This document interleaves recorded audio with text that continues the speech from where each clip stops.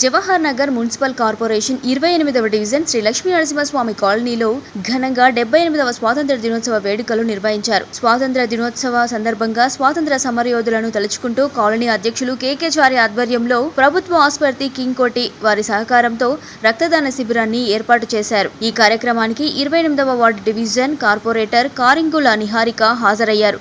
Division అధ్యక్షులు బుడద వెంకటేష్ తదితరులు పాల్గొన్నారు. ముందుగా అందరికీ 78వ స్వాతంత్ర దినోత్సవ శుభాకాంక్షలు.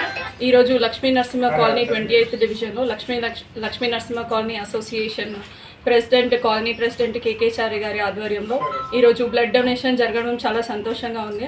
అంటే దీని ఒక ఇంపార్టెన్స్ మనందరికీ తెలియాలి. ఎక్కడో యాక్సిడెంట్లో బ్లడ్ లేక చనిపోయిన వాళ్ళు లేదా వివిధ వ్యాధులతో బాధపడుతున్న వాళ్ళు బ్లడ్ లేక చనిపోతున్న సంఖ్య పెరిగిపోతున్న క్రమంలో ఇలా ఒక మంచి ఇనిషియేటివ్ తీసుకొని అన్న ఈ కార్యక్రమం చేయడం చాలా సంతోషంగా ఉంది. అలాగే ఇది ముందు కూడా ఇంకా మంచి కార్యక్రమాలు చేయాలని మనస్ఫూర్తిగా కోరుకుంటున్నాను.